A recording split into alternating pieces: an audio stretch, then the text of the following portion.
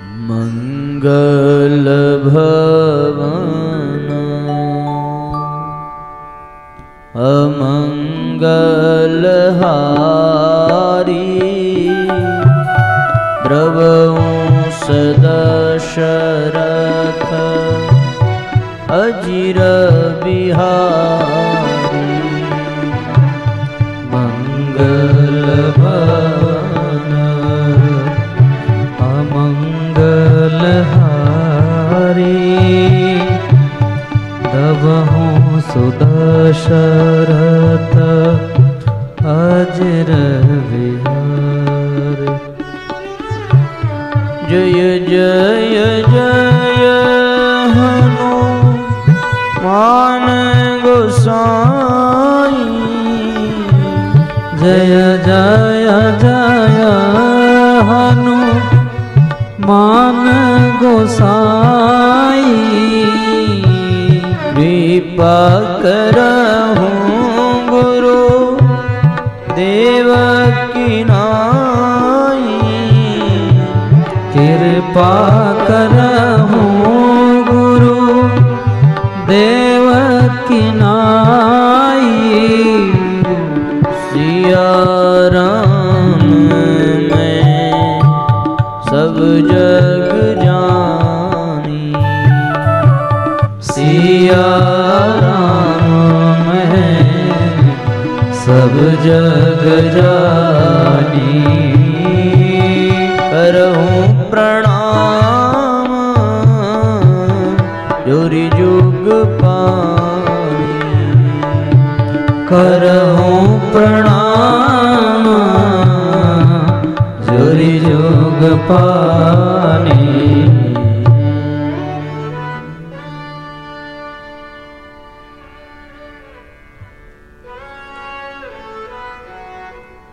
नमोऽस्त्वनन्ता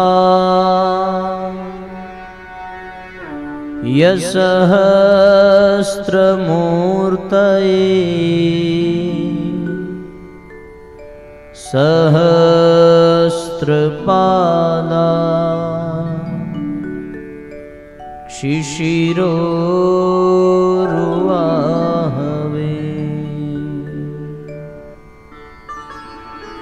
सहस्रनाम्ने पुरुषाय शाश्वते। सहस्रकोटि युगधारिणे नमः।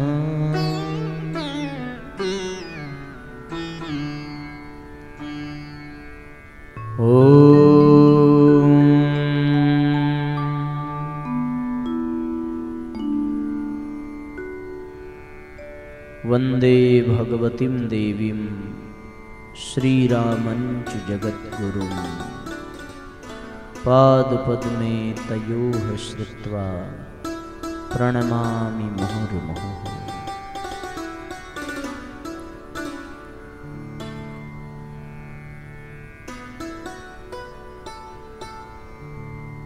परम पूज्य गुरुदेव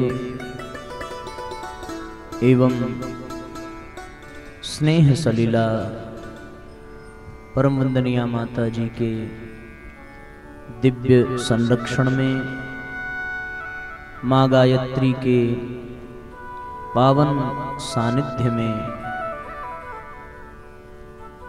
ग्रामीणांचल की इस पावन धरा पर जहाँ आज हम सभी को आध्यात्मिक चर्चा करने का सौभाग्य प्राप्त हो रहा है,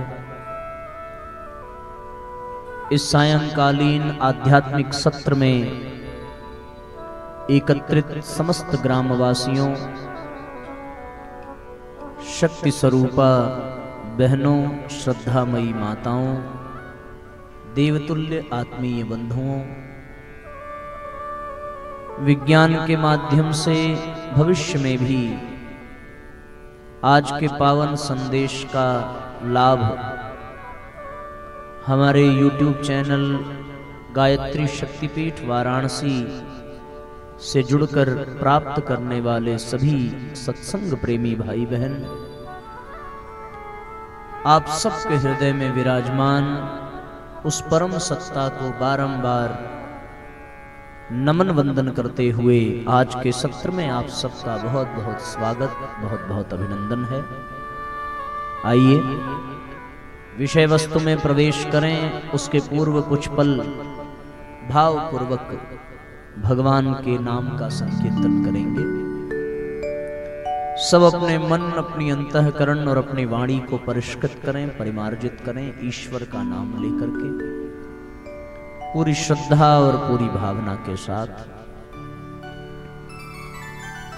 गोविंद मेरो है, गोपाल मेरो है, गोविंद मेरो है, गोपाल मेरो है, गोविंद मेरो है, गोपाल मेरो है, गोविंद मेरो है, गोपाल मेरो है।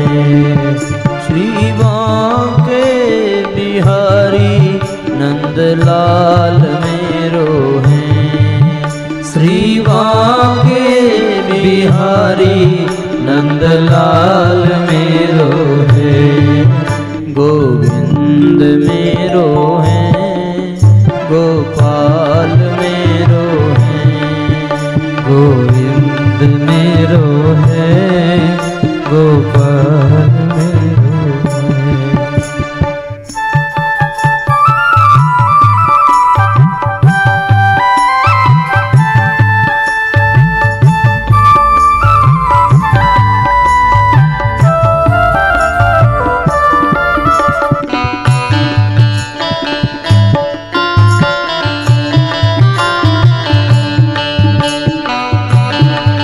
एक साथ तालियां बजाइए और एक साथ दोहराइए। गोविंद मेरो है, गोपाल मेरो है, गोविंद मेरो है, गोपाल मेरो है, गोविंद मेरो है, गोपाल मेरो है, गोविंद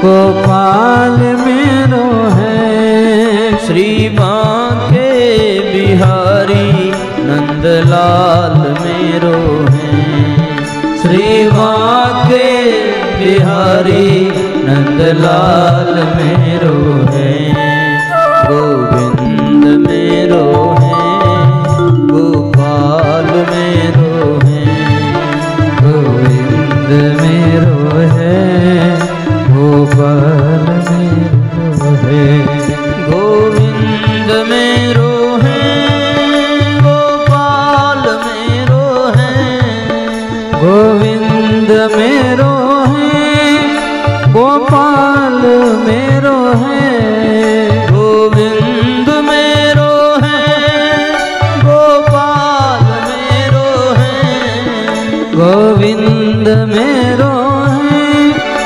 गोपाल मेरो है, गोविंद मेरो है, गोपाल मेरो है, गोविंद मेरो है, गोपाल मेरो है।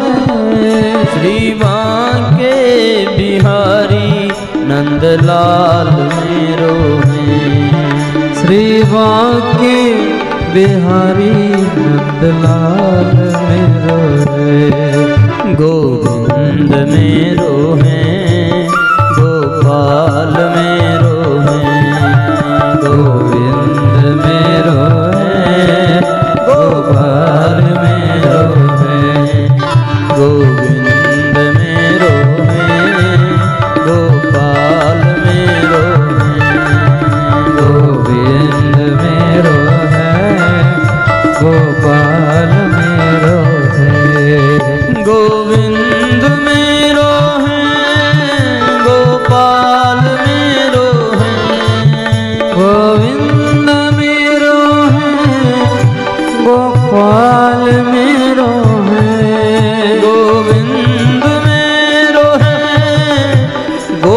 गोपाल मेरो है, गोविंद मेरो है, गोपाल मेरो है। श्री बांके बिहारी नंदलाल मेरो है, श्री बांके बिहारी नंदलाल मेरो है।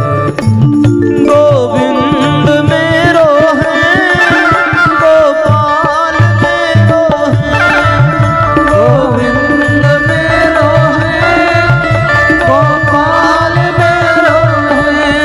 दोनों हाथ ऊपर उठा करके एक साथ तालियां बजाइए। गोपाल मेरो है, गोविंद मेरो है, गोपाल मेरो है, गोविंद मेरो है, गोपाल मेरो है। श्री बांके बिहारी नंदलाल मेरो है, श्री बांके बिहारी नंदलाल मेरो है। गोविंद जय जय गोपाल जय जय, गोविंद जय जय गोपाल जय जय, गोविंद जय जय गोपाल जय जय, गोविंद जय जय गोपाल जय जय। बांके बिहारी नंदलाल जय जय, बांके बिहारी नंदलाल जय जय, गोविंद जय जय गोपाल जय जय, जय जय गोपाल जय जय। गोविंद मेरो है, गोपाल मेरो है, गोविंद मेरो है, गोपाल मेरो है, गोपाल मेरो है, गोपाल मेरो है।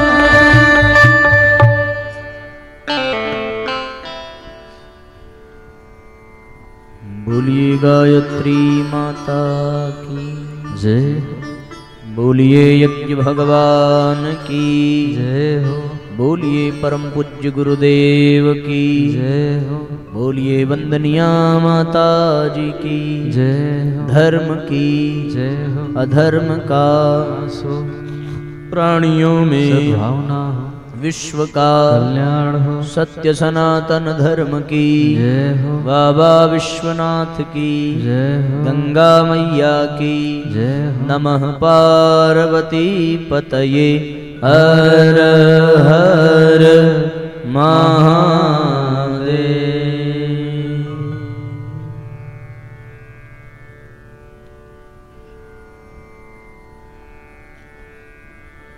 आत्मीय बंधुओं,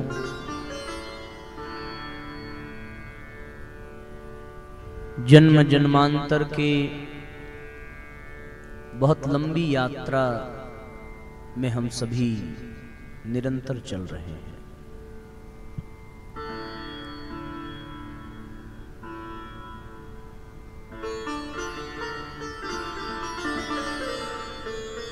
चौरासी लाख योनियों के पश्चात या उसमें भटकते भटकते हमें ये मानव तन प्राप्त हुआ है।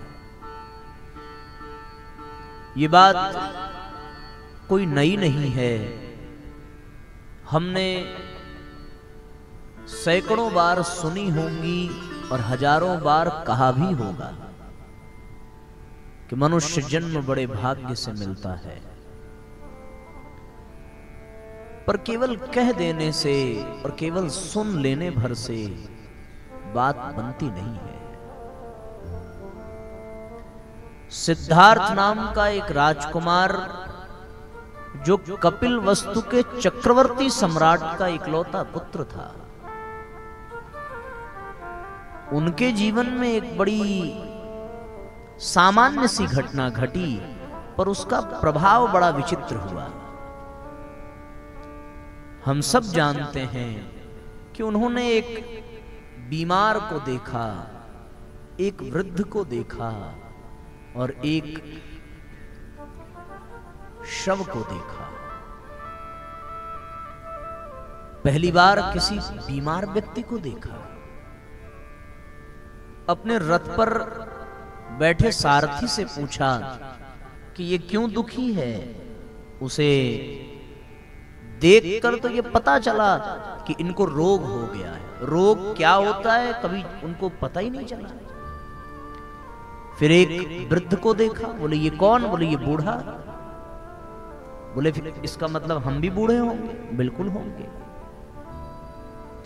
जाते हुए एक शव को देखा, बोला ये कौन? बोले मर गए। पूछा हम भी मरेंगे? बिल्कुल मरेंगे। यहां मृत्यु से तो कोई बच ही नहीं पाया। उस दिन उनके भीतर एक जबरदस्त का कोलाहल हुआ कि अगर ये बूढ़ा हुआ तो हम भी बूढ़े होंगे, ये रोगी हुआ तो हम भी रोगी होंगे, और ये मर गया तो हम भी मर जाएंगे। घटना सामान्य है ना, कोई असामान्य घटना तो है नहीं। हम अपने जनजीवन में, सामान्य जीवन में इन घटनाओं को रोज देखते हैं। हमारा पाला ही रोगियों से पड़ा है। ऐसा कोई परिवार नहीं होगा जिसमें बीपी की, शुगर की और पैरासिटामोल की गोलियां ना हो। साल भर बीत जाए, अगर सर्दी जुकाम बुखार ना हो तो आदमी और टेंशन में आ जाता है कि इस बार कुछ बड़ा तो नहीं होने वाला है। वो केवल शंका के आधार पर अल्ट्रासाउंड कराने चला जाएगा कि भाई देखो भीतर सब ठीक ठाक तो चल रहा है ना। रोगियों से तो पाला ही पड़ा है हमारा। कोई रोग ना हो तो मनोरोग से व्यक्ति पीड़ित हो जाता है। तनाव, चिंता, भ्रम, भय, ये सब मानसिक विकार है। मनोविज्ञान ये कहता है, एक सर्वे में निकल करके आया कि हर 7 व्यक्ति में एक व्यक्ति मानसिक रोगी है। हर 7 व्यक्ति में। संयोग से एक काउंसलर के पास बैठने का अवसर लगा, जो मेंटल थेरेपिस्ट होता है। उसने मुझे कुछ टिप्स बताए, मानसिक रोगियों के लक्षण,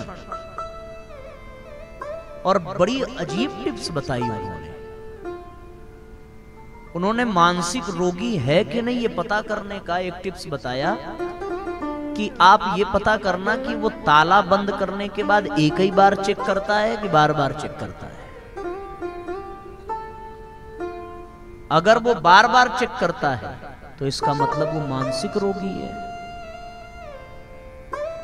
एक और उन्होंने लक्षण बताया कि तावा पर रोटी सेंकी जा रही हो तो वहां से भी पता चल जाएगा कि ये स्वस्थ है कि मानसिक रोगी है। अगर एक बार ही चेक करे कि रोटी पक गई तो मतलब ठीक है। बार बार उठा के देखे पकी कि नहीं पकी, फिर पलटे, फिर तो ये जान लेना कि वो मानसिक रूप से ठीक नहीं है। ऐसा कुछ विचित्र। हमने कहा साहब इससे भी पता चल जाता है क्या? बोले हाँ, सामान्य व्यक्ति केवल एक बार रोटी पलटेगा, रोटी कंप्लीट। तो हम अपनी तुलना करके देख लें। हम लोगों ने कभी बहुत प्रसन्न मुद्रा में रोटियां बनाई होंगी तो फटाफट फटाफट बनती चली जाएगी, और कभी टेंशन हो, बन तो रही है रोटी लेकिन पक रहा है कुछ और मन में। अब जब कुछ और पक रहा है तब रोटी बनाने की स्टाइल देखना है। तो भगवान की बड़ी कृपा है कि ये स्थिति नहीं आ जाती कि तावा पर रोटी ही पड़ती है। कभी कभी तो हाथ भी पड़ते देखा है तावा पे, है ना। आप किसी मनोरोग का एक और परीक्षण बताया कि जब वो आलू काट रहा हो तो देखना बहुत बचा बचा के काट रहा है या जल्दी जल्दी काट रहा है। सब्जियां काटने में भी बहुत ध्यान चाहिए, बड़ी एकाग्रता चाहिए, वरना आलू कब खत्म हो जाती है और उंगली कब कटने लगती है कुछ कहा नहीं जा सकता। जिस समय व्यक्ति आलू काट रहा है अगर उस समय सास याद आ गई या उस समय परिवार के किसी भी सदस्य के कोई बात याद आ गई तो वो सारा गुस्सा आलू छोड़ के उंगली पे ही निकाल देता है। तो रोग, हम रोगियों से भरे पड़े हैं, और जो शारीरिक रोग और मानसिक रोग से ऊपर उठ भी गया हो, हालांकि ऐसा कोई नहीं है, पर यदि कोई हो तो वो इस संसार में है तो इसका मतलब वो भवरोग से पीड़ित है। तो ये बहुत सामान्य घटना है। हम सब आए दिन रोगियों को ही देख रहे हैं। अगर हम नहीं देख रहे होंगे तो जहां इलाज हो रहा है, जो इलाज कर रहा है, वो डॉक्टर तो रोज देख रहा है रोगियों को, उसीलिए बैठा ही है बेचारा। अब बेचारा इसलिए कह रहा हूं क्योंकि जिस दृष्टि से मैं देख रहा हूं उस दृष्टि से बेचारा कहना पड़ेगा, क्योंकि रोगियों को देख करके सिद्धार्थ बुद्ध बन गए, और यहां रोगियों को देख देख करके डॉक्टर खुद रोगी बन जाता है। क्यों? गलत तो नहीं है? कोई डॉक्टर तो नहीं है यहां? अगर है तो क्षमा करना। हाँ, मेरा किसी व्यक्ति विशेष से कोई ऐसा दुराव नहीं है, बस मैं एक सामान्य सी बात कह रहा हूं। वृद्ध देखा उन्होंने, प्रश्न जगा कि भाई कोई वृद्ध हम भी बनेंगे क्या? अब उनका पूछना था, उसने कहा भी बिल्कुल बनेंगे। तो क्या हम अपने घरों में आए दिन वृद्ध देखते हैं? और न केवल वृद्ध देखते हैं, बल्कि बुढ़ापे की दुर्दशा क्या होती है वो भी हम देख रहे हैं। जवानी में जो बड़े बड़े गड्ढे लांग जाता है, बुढ़ापे में वो एक कदम नहीं बढ़ा पाता। जिसको अपने तन का बहुत गुमान होता है, अपने सौंदर्य का बड़ा अभिमान होता है, चमकते चमड़े कब झूल जाते हैं पता नहीं चलता। हम लाख कोशिश कर लें, चलो बाल सफेद हो गए, काला करने की छूट है, दांत टूट गया दूसरा लगा लिया, आंख बिगड़ गई चश्मा पहन लिया, कान कम सुन रहे हैं मशीन लगा ली, चलो घुटना भी नहीं काम कर रहा बदलवा लिया। लेकिन चमड़ा जो झूल रहा है, किसी शायर ने बड़ा सुंदर कहा है, न जाने कब अंगूर पिचक कर किसमिस बन जाता है पता नहीं चलता। वो हम सब देख रहे हैं बुढ़ापे की स्थिति, और उसके बाद भी ये पता है कि हम भी एक दिन बूढ़े होंगे। पर उसी बुढ़ापे को देखकर सिद्धार्थ बुद्ध बन गए, और हम बुढ़ापे को ही देखते देखते एक दिन खुद बूढ़े बन जाते हैं, पर बुद्ध नहीं बन पाते। मृत्यु, न जाने कितनी शव यात्राएं हमने अटेंड की होंगी, न जाने कितने शवों को अपने हाथ से अग्नि प्रदान की होगी, शमशान पर गए होंगे, पर एक शव को देख करके सिद्धार्थ बुद्ध बन गए। पर हम शव को देखते देखते एक दिन स्वयं शव बन जाते हैं, बुद्ध नहीं बन पाते। ये बात मैं इसलिए कह रहा हूं कि इन बातों को हमने सैकड़ों बार सुना होगा और हजारों बार कहा होगा, पर इसका लाभ हमारे ऊपर कभी पड़ा नहीं, कोई असर पड़ा नहीं। कारण ये है बहुत सीधा कि हम आदती हो गए हैं, हमें आदत पड़ गई है शव देखने की, हमें आदत पड़ गई है वृद्ध देखने की, हमें आदत पड़ गई है रोगी देखने की। इस आदत ने हमें उस तत्व तक पहुंचने नहीं दिया, और हमने इन घटनाओं को बहुत सामान्य समझ लिया है। पर इन घटनाओं को जो सामान्य नहीं समझता वही असामान्य बन पाता है, और वही अपने जीवन में आगे बढ़ पाता है। और जिसको लगे कि भाई ये तो होता ही रहता है, भगवान की माया है, संसार परिवर्तनशील है, समय का चक्र चल रहा है, आज सुख है कल दुख है, यही कहते कहते जीवन भर हम रोते बिलखते तड़पते मर जाते हैं और जीवन समाप्त हो जाता है। अगर हम इन घटनाओं को गंभीरता से ले लें तो शायद वो सब कुछ प्राप्त हो जाए जिसके लिए ये जीवन मिला था। एक बड़ा वैज्ञानिक हुआ पाश्चात्य जगत में, बहुत बड़ा वैज्ञानिक, आइजैक न्यूटन, आपने सुना होगा। न्यूटन बहुत बड़ा वैज्ञानिक था। उसके जीवन में भी एक सामान्य घटना घटी, एकदम सामान्य। किसी बात पर परिवार से नाराज होकर के पेड़ के नीचे बैठा, ऊपर से सेब टूट करके नीचे गिर गया, और संयोग ऐसा कि इसके ऊपर ही गिरा। चोट तो लगी पर ध्यान इस पर नहीं गया कि चोट क्यों लगी, ध्यान इस पर गया कि वो टूट के नीचे ही क्यों आया। ये ऊपर क्यों नहीं गया? और इस सामान्य घटना को हम रोज देखते हैं, न जाने हमारे ऊपर क्या क्या गिरता पड़ता रहता है।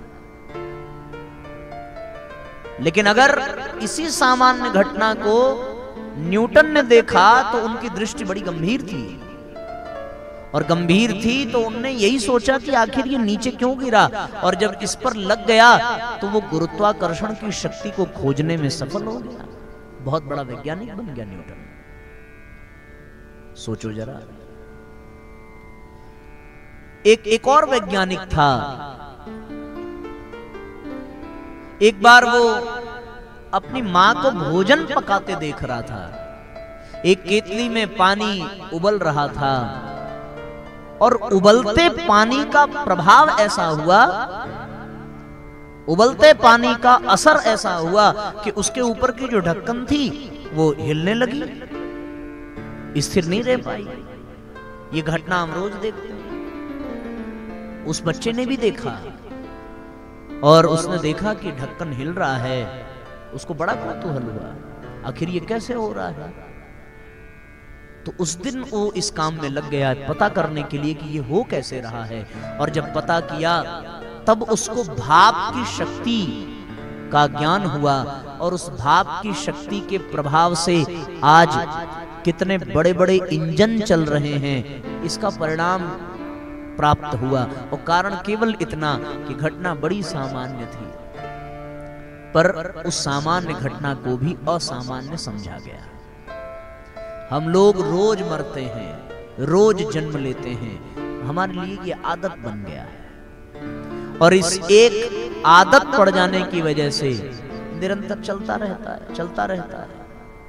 आदत लंबे समय तक बनी रहे तो वही हमारा स्वभाव बन जाता है। जिसने पहली बार किसी को मरता देखे तो उसको थोड़ा कष्ट होगा, दूसरी बार देखे थोड़ा कम होगा, तीसरी बार देखे थोड़ा और कम होगा, और जब वो खुद मरने की कगार पे हो जाए उसके बाद चाहे जितने लोग मरें उसको अब असर नहीं पड़ेगा। बोले भाई अब आए हैं तो मरना ही पड़ेगा, क्योंकि अब ये घटनाएं उसका स्वभाव बन चुकी हैं, इतना वो देख चुका है, उसके लिए कोई असामान्य बात नहीं रह गई है। पर कुछ तो है ना कि वो एक वैज्ञानिक बन गया, एक सिद्धार्थ से बुद्ध बन गए। और जब वो बुद्ध बने तो कहते हैं साहब ब्रह्मा जी आए, और ब्रह्मा जी ने आकर के बुद्ध को प्रणाम किया। बोले ये हमारा सौभाग्य है कि हमारे कालखंड में आपको मैं बुद्धत्व प्राप्त करते हुए देख रहा हूं। पर हम लोग जैसे थे वैसे ही हैं, बल्कि और परेशान होते चले जा रहे हैं। बचपन का जीवन याद करो, आप लोग भी तो कभी छोटे छोटे रहे होंगे, तब का जीवन अच्छा था कि अब का? सोचो जरा, तुलना करके देखें, तब ज्यादा आनंद आता था कि अब? क्या बात है कि पहले एक फ्रॉक मिल जाती थी तो ऐसा लगता था कि जन्नत मिल गई, और अब चाहे करवा चौथ पे भी मिल जाए, चाहे तीज पे भी मिल जाए, जीवन भर मिलता रहे, तब भी लगेगा आप हमारे लिए कुछ लाते नहीं है। इतना दिन हो गया आप कहीं घुमाने नहीं ले गए। और बचपन की स्थिति ये थी कि कोई साइकिल पे बिठा के दरवाजे के सामने ही 4 फेरा लगा दे, हाँ आज बड़ा मजा आया बचपन में। पर अब तो सारे चाहे सारी दुनिया घुमा दे तब भी लगेगा कि इस साल आप कहीं लेके नहीं गए हमको गर्मी की छुट्टी में। और फिर ताना मैं मायके चली जाऊंगी तुम देखते रहे। यही स्थिति है। तो अगर हम तुलना करके देखें, अब ये बात केवल स्त्रियों के लिए नहीं, पुरुषों के लिए भी है कि कभी उतने से ही काम बन गया और आज उतने से नहीं बन रहा, बल्कि उसका कई गुना मिल रहा तब भी नहीं बन रहा है। समस्याएं बढ़ती जा रही हैं, जीवन में परेशानियां बढ़ती जा रही हैं, तनाव बढ़ता जा रहा है, दबाव बढ़ता जा रहा है, स्ट्रेस बढ़ता जा रहा है। कौन कहे और अधिक समझदार व्यक्ति, बड़ा हुआ तो समझदार कहा जाएगा ना, पर वो जमाना ज्यादा अच्छा था जब हम नासमझ थे, और अब समझदार हो गए तो ऐसा लगता है कि अब तो जीवन ही आफत से भर गया है। कौन सी समझदारी आ गई भाई? जब कुछ कख गग भी नहीं आता था तो कोई टेंशन था ही नहीं। जरा सा दुख हुआ, माँ की गोद में रो लिया, और कब वो दुख भूल गया पता ही नहीं चला। अरे माँ की गोद की तो बड़ी दूर की बात है, यानी बच्चा रो रहा हो, मोटे मोटे आंसू गिर रहे हो, और प्यार से कोई कह दे अच्छा लाला अब नहीं मारेंगे, अरे कौन मार दिया, अच्छा जमीन से चोट लगा, लाओ इसको मारते हैं। आप मारोगे जमीन को, और वो रोते रोते कब हंसने लगेगा आपको पता ही नहीं चलेगा, कब दुख भाग गया।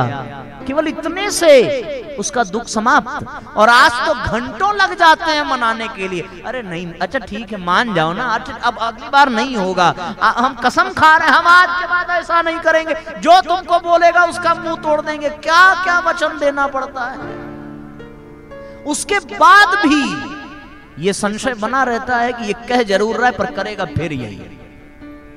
बचपन में ऐसा नहीं था। क्यों? केवल इसलिए ना क्योंकि बचपन में आदत नहीं पड़ी थी, बचपन में स्वभाव नहीं बना था, और बचपन में समझदारी भी कम थी। अब तो भाई साहब समझदारी जैसे जैसे बढ़ गई वैसे वैसे बवाल बढ़ गया। जैसे जैसे उम्र बढ़ी समस्याएं घटनी चाहिए थी। बचपन में हम लोगों को तो यही लग रहा था ना, अभी आज से 5 साल पहले हमें ये लग रहा था कि पिताजी ना होते तो हम ये कर लेते, हम वो कर लेते, हम ये कर लेते। लग रहा था कि सबसे बड़े दुश्मन माँ बाप ही हैं। न टीवी देखने देते हैं, न पिक्चर देखने देते हैं, न मोबाइल चलाने देते हैं। पर अब ऐसा लगता है कि हम घर में हैं और कभी ऐसा लगे कि वो किसी काम से 2-3 दिन नहीं आएंगे तो रात भर नींद नहीं आती कि भाई वो है नहीं, हर जगह बंद है कि नहीं बंद है, खुला है, क्या है, कैसे है। और जब वो हैं, ये है कि भाई सामने वाले रूम में पिताजी हैं तो मस्त सोते रहो, चाहे 8 बजे जगो चाहे 10 बजे जगो, एक अलग ही निश्चिंतता रहती है। पर अब वो नहीं है। क्यों? आप भाई अपने जीवन में देखो, मायके में कोई चिंता नहीं, ससुराल में आने के बाद अरे बाप रे बाप पूछो मत क्या क्या दबाव आता। आदमी जब तक शादीशुदा नहीं है तब तक बहुत गजब की जिंदगी है, शादीशुदा हो गया और कहने का भाव बस इतना है हमारा कि ये सब घटनाओं के हम आदी हो चुके हैं। हमें लगता है कि बस अब जो है यही है, इसको झेलना ही है, इसी को जिंदगी कहते हैं। आदि आदि परिभाषाएं हमने एडॉप्ट कर ली हैं लोगों से सुन सुन करके। जब दुख आया होगा तो लोग यही तो शिक्षा देने आए होंगे ना, अरे भैया सुख दुख तो संसार में चलता रहता है क्या। लेकिन उस दिन ये दिमाग में क्यों नहीं आया कि क्यों चलता रहता है। सुख है तो क्यों है, और दुख है तो क्यों है, क्यों आया, किसने भेज दिया, क्या वजह है। कोई धनी है, कोई निर्धन है, कोई बड़ा है, कोई छोटा है, कोई ब्राह्मण घर में पैदा हो रहा है, कोई शूद्र घर में पैदा हो रहा है। किसी ने कुछ नहीं किया तो उसको इतना मिल गया, और कोई दिन रात खट रहा है तो उसको नहीं मिल रहा है। गजब की बात है। कोई फेरन लवली न भी लगाए तब भी चमक रहा है, और कोई पोतते जा रहा है तब भी नहीं चमक पा रहा है। क्यों? क्या वजह है? वो तो कुछ नहीं लगाता फिर भी चमक रहा है। और यहाँ बेसन लगा लो, मैदा लगा लो, माटी पोत लो, क्या क्या निकला, हल्दी, अरे वाह। और सब लगाने के बाद भी जस का तस है, निकले एकदम सस संवर करके पार्लर से, और जैसे बाहर आए वो गर्मी पे तो कंट्रोल नहीं है ना, पसीना तो होगा ही होगा। अब जहां जहां से होगा वहां वहां डिजाइन बनेगी। देखा है हमने, हम मजाक नहीं कर रहे। मुझे याद है जब हम लोग अभी प्रारंभ के समय में चल रहे थे तो भाई साहब हम तो चले गए मंच पे, तो हमारा जो वैनिटी बॉक्स रखा था, तो जिनके घर में हम रुके थे, तो मैं जब लौट करके आया तो देखा हमने कि लगता है इसको किसी ने हाथ, पता तो लग ही जाता है कि हम कैसे रख रहे हैं सामने वाला। तो हमने पूछा भाई आप लोगों में से किसी ने छुआ था क्या इसको। तो जब पूछा तो एक बहन जी निकल के आई, बोली हाँ हमने छुआ था। हमने कहा क्यों, क्या क्या चाहिए था। बोले हम ये चेक करना चाह रहे थे कि आप कौन सी क्रीम यूज करते हैं, आपका चेहरा बहुत चमकता है। हमने कहा कुछ मिला। बोले हाँ एक बड़ी प्यारी सी डिबिया मिली। हमने कहा था उसमें क्रीम। बोले नहीं। हमने कहा क्या मिला। बोले उसमें तो आपने चंदन रखा है। क्रीम तो आप लगाते नहीं। हमने कहा नहीं नहीं लगाते हैं, ऐसी बात नहीं है, बोरोलिन कुछ बोरो प्लस ये फटता है तो लगा लेते हैं, हम भी लगा लेते हैं। बड़ी सीधी सी बात, और इस सीधी सी बात के लिए आप इतना परेशान हो गए, भाई पूछ लेते तो हम ऐसे ही बता देते। तो कुल मिलाकर के बस कहने का भाव यही है कि हम लोग इतने आदती हो गए हैं और हमारे स्वभाव में इतना बस गया है कि बात बन नहीं पाती, बात बिगड़ जाती है। कि जीवन धीरे धीरे बीतता जा रहा है और जिन चीजों से हमें कुछ सीखना चाहिए था उन चीजों को हमने सामान्य समझा, और सामान्य समझने के नाते जीवन में घटना पे घटना घटती गई और हम धीरे धीरे धीरे धीरे पतन की ओर बढ़ते चले गए। परिवर्तन का यही प्रभाव, वो धीरे धीरे धीरे धीरे समाप्त होता चला गया। और जब ऐसी स्थिति बन जाती है साथियों, तब परिणाम क्या निकलता है? परिणाम ये निकलता है कि जीवन समाप्ति की ओर चला जाता है और अंत समय में केवल और केवल पश्चाताप करना पड़ता है, केवल पश्चाताप रह जाता है। फिर आदमी जब मृत्यु की सैया पर पड़ा हो तो वो अपने जीवन में पीछे लौट करके देखता है कि कितना सुंदर जीवन मिला था, हम सभी बचपन में कितने आनंद से थे, कितने आराम से थे, कितना सुंदर शरीर था, न कोई रोग था, न कोई शोक था, न कोई परेशानी थी, न कोई बवाल था। जैसे जैसे जीवन आगे बढ़ता गया, रोग, शोक, मोह, क्लेश, कलह, ईर्ष्या, द्वेष, काम, क्रोध बढ़ने लगा जीवन में। जीवन हमारा चौपट होता चला। आज अभी कम है, कल और बढ़ेगा अगर हम न संभले, अगर हम सजग न हुए, अगर हमने ऐसे सामान्य इन चीजों को देखते चलते गए। भाई गुस्सा आ गया तो यही तो आदमी कह करके बच जाता है ना कि भाई उसने दिला दिया तो गुस्सा आ गया। क्या करें, हम चाहते नहीं थे करना लेकिन कर गए। चाह के आदमी करता नहीं पर कर जाता है। और अगर वो ये समझ नहीं पाया, ये जान नहीं पाया कि आखिर क्या वजह है, किस वजह से गुस्सा बार बार आ रहा है, किस वजह से बार बार ये चीजें हो रही हैं, ये जानकारी मिल नहीं पाती। इसलिए साथियों, आज हमें अनुभव करने की आवश्यकता है, समझने की आवश्यकता है।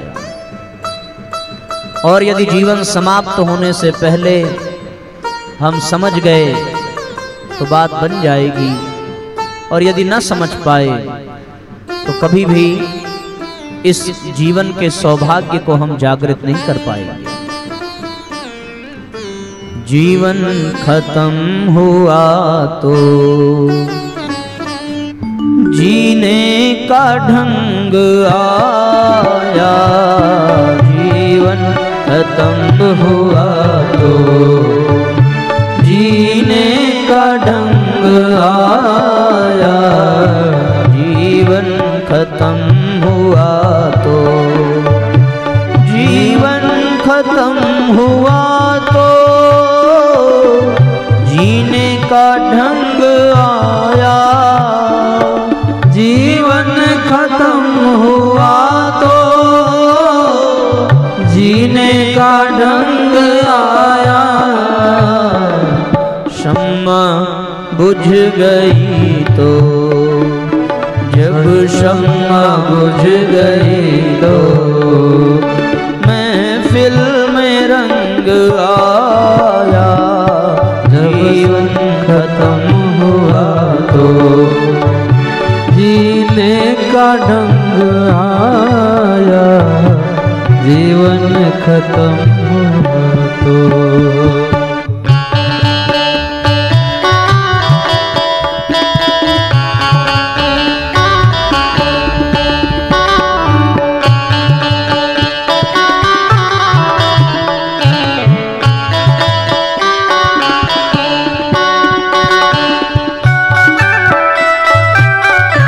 साथ तालियां बजाइए।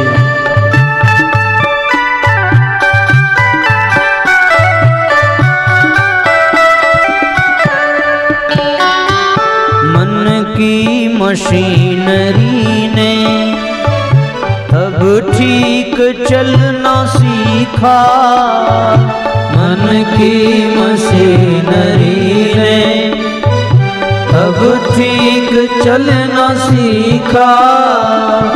जब बूढ़े तन के हर एक, जब बूढ़े तन के हर एक पुर्जे में जंग आया, जीवन खत्म हुआ तो जीने का ढंग आया, जीवन खत्म हुआ तो।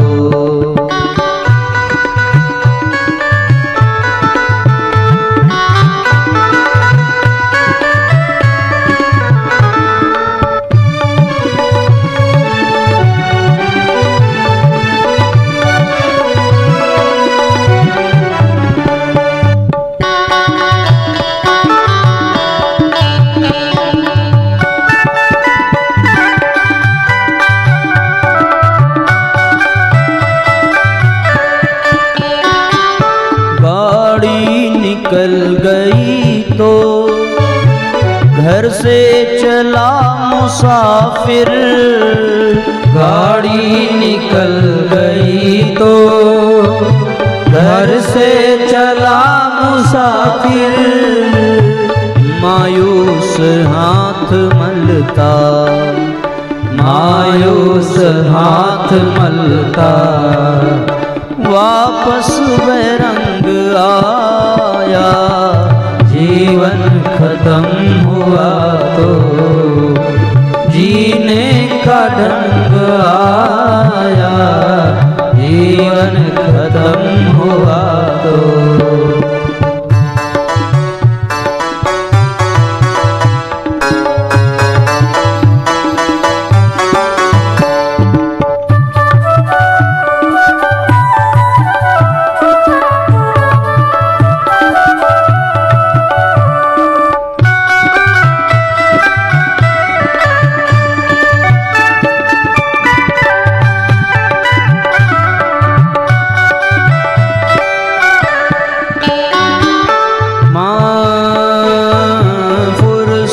में वक्त में ना सुमिरन का वक्त पाया, फुर्सत के वक्त में ना सुमिरन का वक्त पाया, फुर्सत के वक्त में ना सुमिरन का वक्त पाया, फुर्सत के वक्त में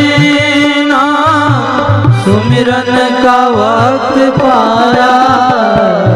उस वक्त वक्त मांगा, उस वक्त वक्त मांगा, जब वक्त तंग आया, जीवन खत्म हुआ तो जीने का ढंग आया, जीवन खत्म हुआ तो। जीवन खत्म हुआ तो जीने का ढंग आया, जीवन खत्म हुआ तो जीने का ढंग आया। जब शम्मा बुझ गई तो, जब शम्मा बुझ गई तो महफिल में रंग आया, जब शम्मा बुझ गई तो महफिल में रंग आया, जीवन खत्म हुआ तो, जीवन खत्म हुआ तो, जीवन खत्म हुआ तो।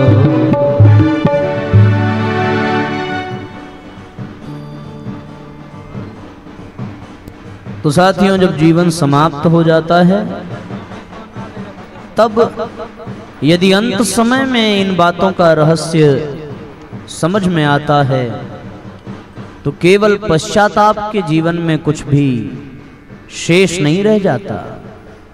इसलिए ये बहुत आवश्यक है कि समय रहते हम सभी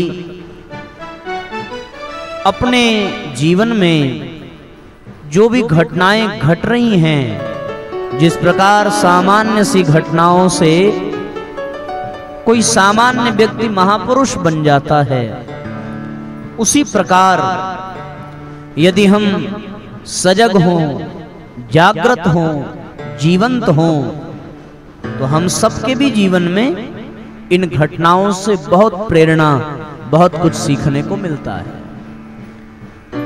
महात्मा बुद्ध जब बने तो उनको किसी ने प्रवचन नहीं दिया था, या जितने भी महापुरुष बने हैं उनको कहीं सत्संग की आवश्यकता नहीं पड़ी। लेकिन इन घटनाओं को देखने के बाद उनमें एक जिज्ञासा जगी, एक भाव जगा, आखिर ये क्यों हो रहा है, कैसे हो रहा है, इसको जानने की आवश्यकता है। और कहते हैं कि जिज्ञासा ही ज्ञान की जननी है। ज्ञातुम इच्छा जिज्ञासा। जिसके मन में जिज्ञासा रहती है, जिसके मन में भाव रहता है, जिसके मन में जानने की इच्छा रहती है, उसे अपने आप ये संसार उन ज्ञान के सूत्रों को प्रदान करता चला जाता है और जीव धीरे धीरे धीरे धीरे आगे बढ़ता चला जाता है। आपने देखा होगा बच्चों में कितनी जिज्ञासा होती है ना। बच्चे दिन रात प्रश्न ही पूछते हैं, ये क्या है, ये क्यों है, ये कैसे हुआ। पर हम लोग ये प्रश्न नहीं पूछते। अगर हम भी बच्चों की तरीके से प्रश्न करना सीखें, हम भी बच्चों के तरीके से हमारे मन में भी जिज्ञासा हो, तो जैसे उन बच्चों को धीरे धीरे ज्ञान मिलता चला जाता है और बचपन में बढ़ता हुआ ज्ञान बढ़ते बढ़ते बढ़ते बढ़ते जवानी तक हम लोगों को इतना परिपक्व बना देता है, उसी प्रकार यदि वो जिज्ञासा जवानी में भी बनी रहे तो वो जिज्ञासा ही हमें बढ़ाते बढ़ाते इतना परिपक्व कर देगी कि हम जन्म मरण के इस आवागमन से भी ऊपर उठ जाएंगे और संसार की समस्त समस्याओं, समस्त परेशानियों, समस्त विकारों से परे हो जाएंगे। हम लोग सामान्य न समझे किसी चीज को। क्रोध आया तो क्यों आया, इसको कैसे रोका जा सकता है, क्या ये फायदा वाली चीज है या ये नुकसान करेगा, ये जिज्ञासा होनी चाहिए। और ऐसा नहीं है कि हम लोगों में जिज्ञासा नहीं है, लेकिन वो जिज्ञासा जैसे ही आती है वैसे ही हम खुद को ज्ञानी मान बैठते हैं और खुद को ही हम समझदार समझने लगते हैं। यहाँ हमें पता है कि क्रोध क्यों आता है, हमें पता है कि क्रोध से बचने का उपाय क्या है, हमें पता है कि क्रोध का निवारण कैसे है। तो जब पता है तो करते क्यों नहीं। ये सुन तो लिया कि जीवन में सुख आता है, दुख आता है, ये देख भी लिया कि जीवन में सुख आता है, दुख आता है, देखा भी, सुना भी, अनुभव किया, पर ये कभी सोचा कि सुख क्यों आता है और दुख क्यों आता है।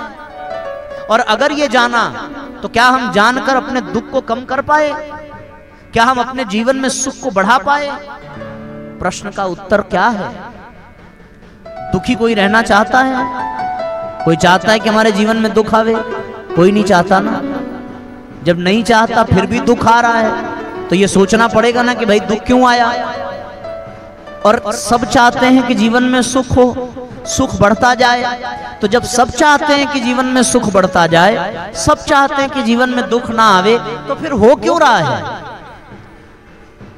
हो इसलिए रहा है क्योंकि जिज्ञासा जगी तो, लेकिन जिज्ञासा के जगने के बाद भी हमने स्वयं को ही ज्ञानी मान लिया, हम स्वयं को ही समझदार समझने लगे और अपने ज्ञान के आधार पर हमने ये मान लिया कि सुख और दुख भगवान की देन है, भगवान की वजह से आता है। जबकि अगर हम अपने ज्ञान के स्तर को बढ़ाते तो हमें ये पता चलता कि सुख और दुख भगवान की देन नहीं है, सुख और दुख का भगवान से कोई मतलब नहीं है। और अगर सुख और दुख का भगवान से मतलब होता तो भगवान पांडवों के जीवन में दुख आने देते, भगवान सुदामा के जीवन में दुख आने देते। अगर सुख और दुख का मतलब होता तो क्या भगवान द्रौपदी के जीवन में दुख आने देते क्या? और अगर सुख और दुख भगवान के हाथ में होता तो क्या महाराज दशरथ दुखी होकर के मरते क्या? क्या भगवान कृष्ण के माता पिता को जीवन भर जेल में बिताना पड़ता क्या? नहीं। पर हम अपने अधूरे ज्ञान की वजह से जीवन में जहां थे वहीं रह गए, बल्कि उससे भी और नीचे गिरते चले जा रहे हैं। बच्चा बचपन में इसलिए नहीं गिर पाया और वो आगे बढ़ता गया क्योंकि उसने अपने ज्ञान को महत्व नहीं दिया। वो हमेशा पूछता रहा अपने बड़ों से, अपने बुजुर्गों से, अपने वातावरण से, वो जानने की कोशिश करता रहा। क्यों? क्योंकि उसे ये विश्वास था कि उसे नहीं पता है। और हम में और उन बच्चों में यही अंतर है कि हमें ये लगता है कि हमें पता है।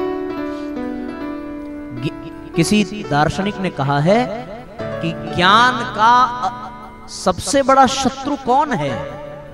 ज्ञान का सबसे बड़ा शत्रु है ज्ञानी होने का अभिमान। जिसके जीवन में ये हो जाए कि हाँ ये बात हमें पता है, इसका मतलब ये जान लेना कि अब उसका ज्ञान ही उसके लिए कष्ट का कारण है। और अज्ञानता, यदि हम स्वयं को अज्ञानी माने तो हमारे जीवन में ज्ञान का स्तर बढ़ता चला जाएगा। देखो, सबसे बड़ा ज्ञानी कौन है? सबसे बड़ा ज्ञानी वो है जो स्वयं को अज्ञानी मानता, वही सबसे बड़ा ज्ञानी है। क्योंकि यदि वो स्वयं को अज्ञानी मानेगा तो वो जीवन भर कुछ न कुछ सीखता रहेगा। भगवान राम परात्पर ब्रह्म है, वेद भी उनका पार नहीं पाते। स्वयं वेद भी नेति नेति कहकर के पुकारते हैं भगवान को। विद्या भगवान के श्री चरणों में निवास करती है। फिर भी राम और कृष्ण गुरुकुल गए कि नहीं गए? सोचो जरा। राम और कृष्ण ने गुरु बनाया कि नहीं बनाया?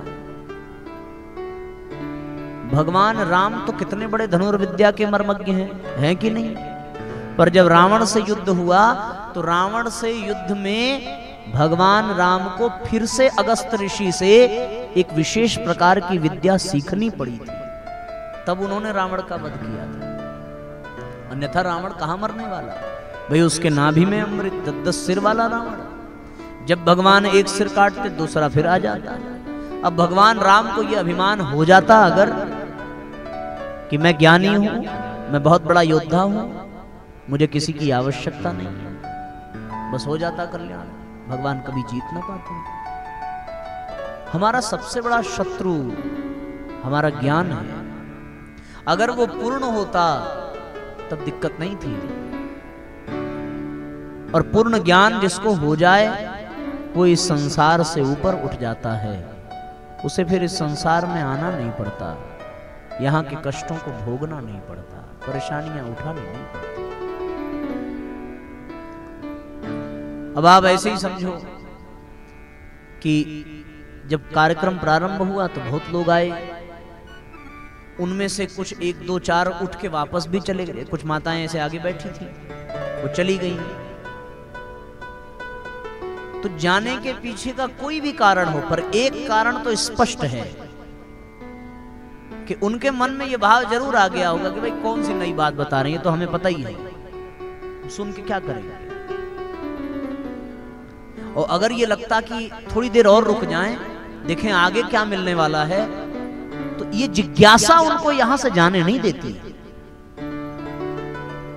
इसलिए भी चले गए होंगे कि भाई उधर बाजे बज रहे हैं तो बहुत शोर हो रहा है तो कान फट जाएगा, इसलिए भी जाते समय मुंह बनाकर बाप रे। अब ये अगर ऐसा होता तो ये सोचना चाहिए कि भाई कितना देर बजेगा, 20 मिनट, वो भी तो थकेंगे। हो गया। पर जिज्ञासा व्यक्ति को आगे बढ़ने से सहायता करती है। और जब जिज्ञासा समाप्त हो जाए और ये भ्रम हो जाए कि हमें पता है कि इसके आगे क्या होगा, तो फिर व्यक्ति न कभी सीख पाता है, न व्यक्ति आगे बढ़ पाता है, और न कभी उसको जीवन का लाभ मिल पाता है। जीवन का ज्ञान ही नहीं हो पाता। एक बड़ी प्यारी घटना याद आती है। एक बार एक व्यक्ति, उसके द्वारा कोई अपराध हो गया, पर वो आंख से बिल्कुल अंधा था। अपराध हुआ तो राजा ने दंड दिया, और कोई कठोर दंड नहीं दिया। राजा ने उसको एक बाड़े में, एक हाते में बंद कर दिया और बोला कि इसको जो है कुछ देर इसी में बंद रखेंगे। जब ऐसी बात हो गई तो अंधा बेचारा बंद हो गया। एक तो आंख से अंधा और दूसरा बड़ी बड़ी चार दीवारियां और बड़ा सा गेट, जाए तो कहां जाए। तब तक उस अंधे के ऊपर एक संत की दृष्टि पड़ी। क्या हुआ? संत की दृष्टि पड़ी। संत ने पूछा कि भाई यहां कैसे? बोला क्या करें साहब, हमसे एक गलती हो गई, हमें दंड मिला है, इसमें बंद कर दिया है। तो संत ने कहा कि गेट तो खुला है, निकल जाओ।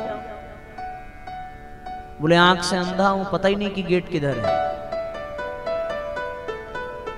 तो संत ने बोला हम तुम्हारी मदद कर दें? बोले हाँ हाँ मदद कर दो।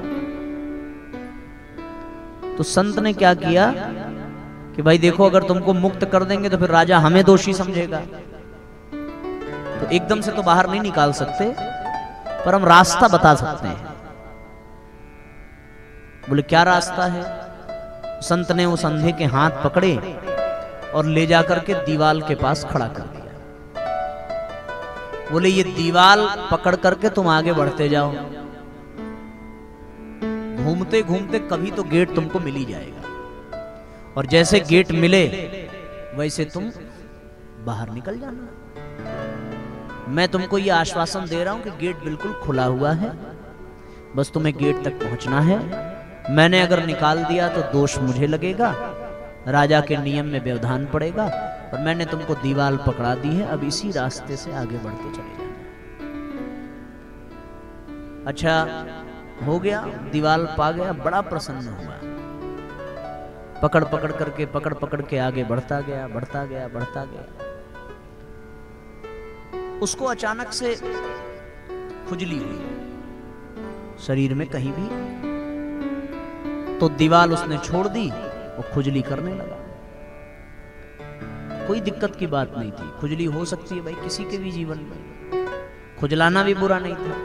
पर उससे गलती ये हो गई कि जो आगे बढ़ रहा था वो रुका नहीं, खुजलाता गया, आगे बढ़ता गया, और जितनी देर खुजलाया उतने में गेट निकल गया।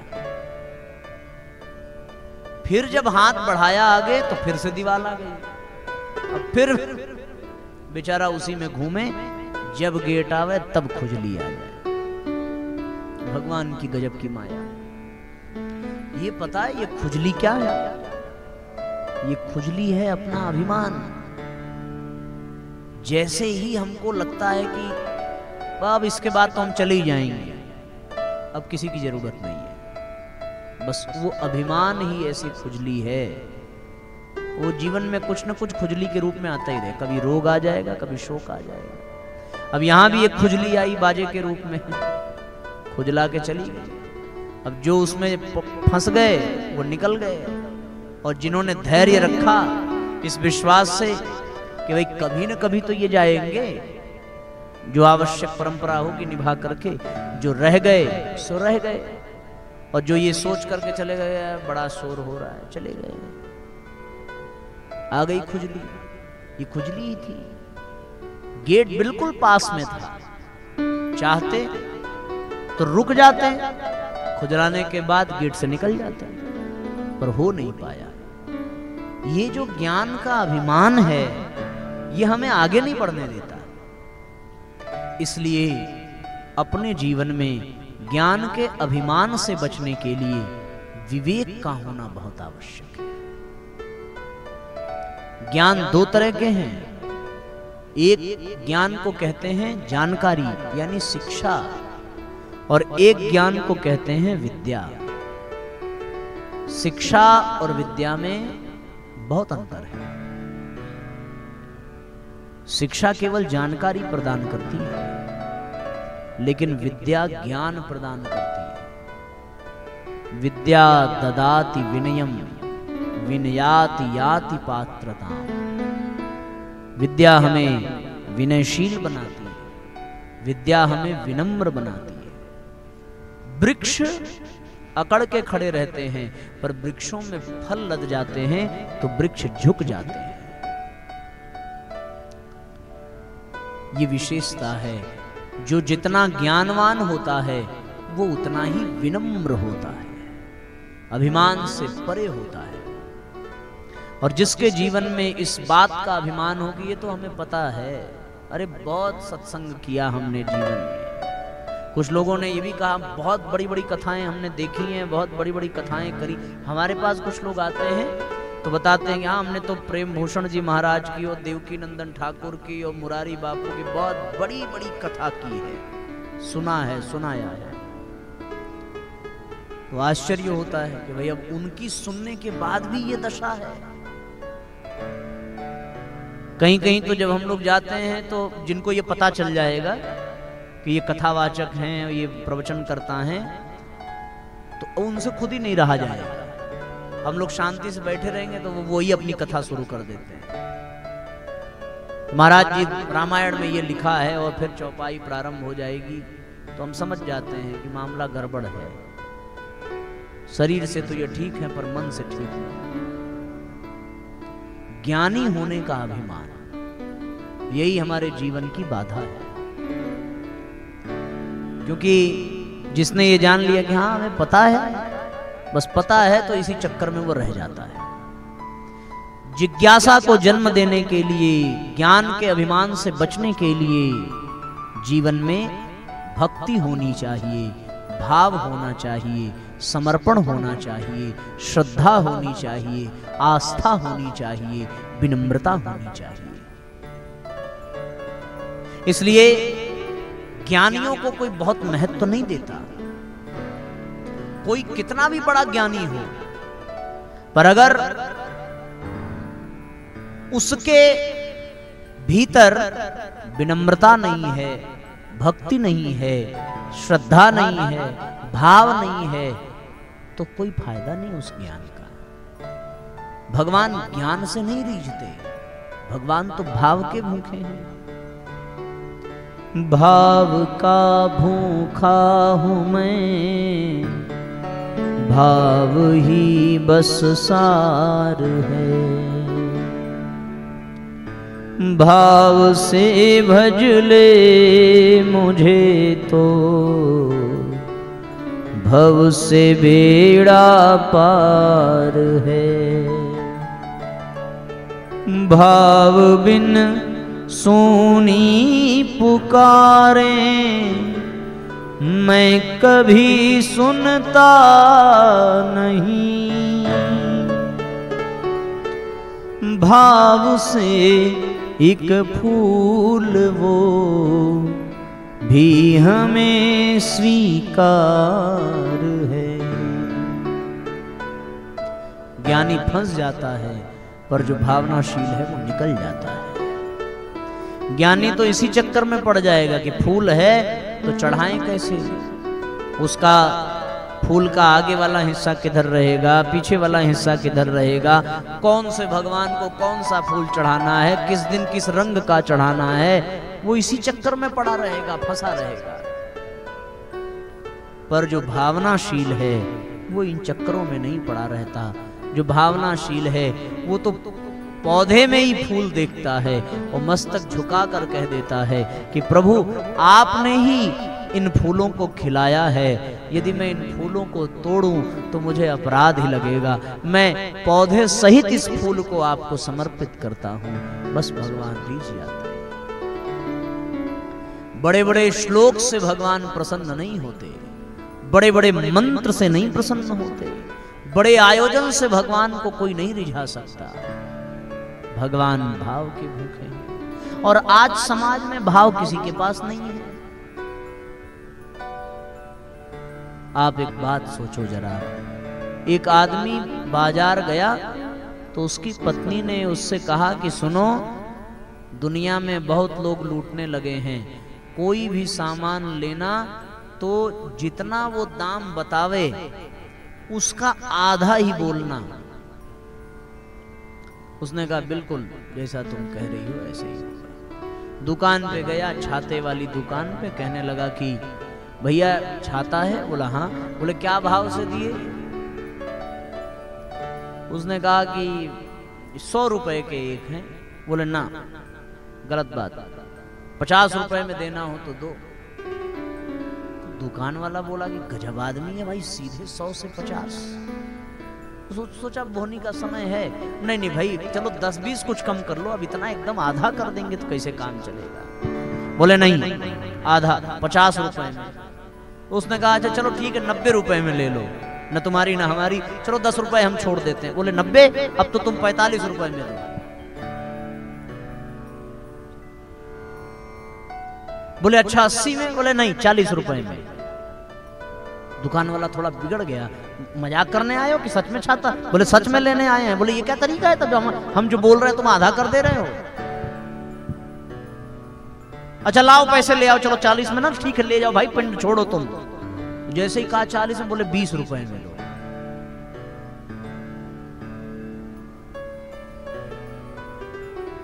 तो दुकान वाला थोड़ा क्रोधित हो गया, उठा के छाता दे दिया। बोले भैया एक काम करो तुम फ्री में ले जाओ। तो कहने लगा कि तब दो, अगर फ्री में दे रहे हो तो दो चाहिए। इसका मतलब क्या निकला? मतलब ये निकला कि बिना भाव के छाता नहीं मिल सकता, तो बिना भाव के भगवान कहां से मिलेंगे? हम तो भगवान को ज्ञान से पाना चाहते हैं। हमको क्या लगता है कि हमारे घर की सुख शांति हमारे ज्ञान से आएगी। किसी ने कह दिया भाई इस दिशा में अग्निकोण में रसोइयां होना चाहिए, इस दिशा में ये होना चाहिए, पूजा रूम इधर होना चाहिए, बेडरूम का सिरहाना इधर होना चाहिए, गणेश भगवान की मूर्ति ऐसे लटकी हो, इतने अंगुल पे हो। ये सब ज्ञान है? वास्तु के आधार पर हमारा घर बिल्कुल बढ़िया बना है। बोलो इस आधार पे हम घर में शांति रख पाएंगे क्या?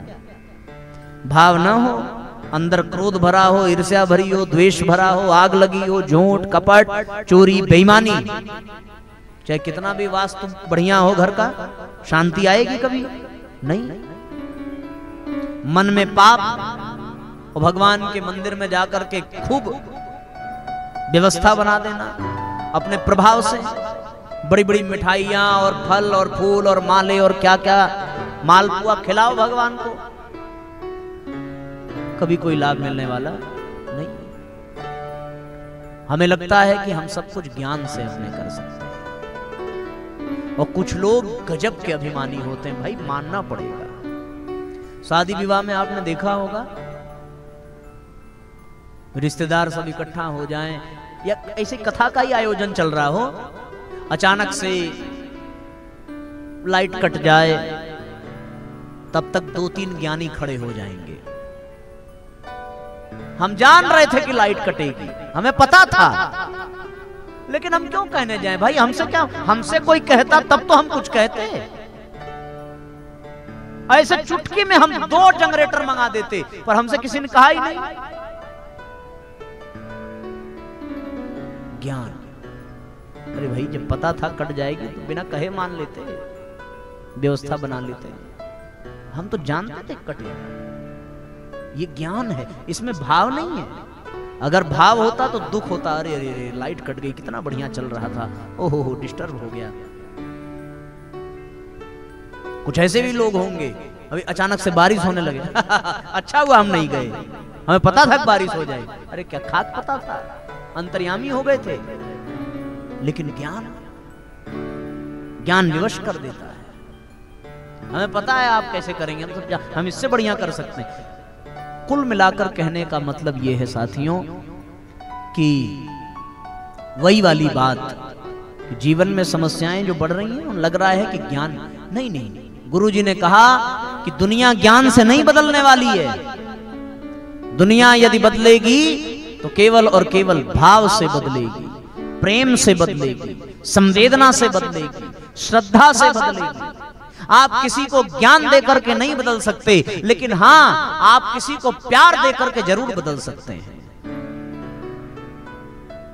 आपके प्रवचन से कोई बदलने वाला नहीं है।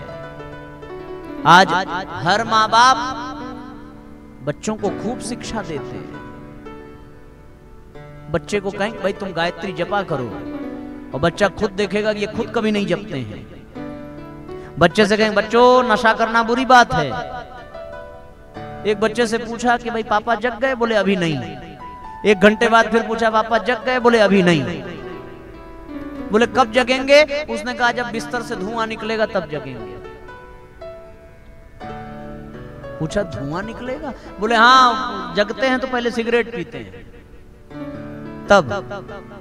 अब ऐसे माँ बाप कहें कि बच्चे शराबी न बने, सिगरेट न पिए, है पॉसिबल? प्रवचन से, ज्ञान से दुनिया नहीं बदलती, प्रेम से। ज्ञान से आप किसी पद पर पहुंच करके अपना नौकर बना सकते हैं, लेकिन प्रेम से आप बिना किसी पद पर पहुंचे सबको अपना बना सकते हैं। ज्ञान से आप किसी के ऊपर राज करेंगे, लेकिन भाव से, प्रेम से आप किसी के दिल में राज करेंगे। ज्ञान मस्तिष्क में होता है तो उसका प्रभाव भी केवल मस्तिष्क में ही पड़ता है, लेकिन प्रेम हृदय में होता है, और जिसका प्रभाव हृदय में पड़े वो अपने आप बदल जाता है। एक घटना याद आती है। एक बार एक कन्या जिसको बहुत प्यार करते थे परिवार वाले, बड़ी हुई, स्कूल में पढ़ी, फिर कॉलेज में गई। कॉलेज में जाने के बाद एक लड़के से प्यार हुआ। लड़के और लड़की के विषय में घर वालों को पता चला। घर वालों ने आपस में बातचीत भी की, बढ़िया सब कुछ ठीक लगा, रिश्ता हो गया, शादी हो गई। पर लड़की में 3 विचित्र दोष थे। एक दोष ये था कि वो दही बहुत खाती थी। दूसरा दोष ये था कि टीवी बिना देखे उसको चैन मिलने वाला नहीं था। और तीसरा दोष था कि उसको किचन का एक काम नहीं आता था। मैंने खाना बनाना तो छोड़ो भैया, चाय बनाना भी उसको नहीं आता था। हमारी गौरी तो बहुत कर लेती बेचारी। हाँ। हुआ क्या, अभी ससुराल पहुंच गई। अब बताओ ये गुण उसको जीने देंगे ससुराल वाले? अच्छा, नई नवेली दुल्हन थी तो सब सम्मान करते थे। ननद को पता चल गया कि भाई भाभी को सीरियल बहुत पसंद है। जैसे 8 बजा वैसे ही सीरियल प्रारंभ हो गया।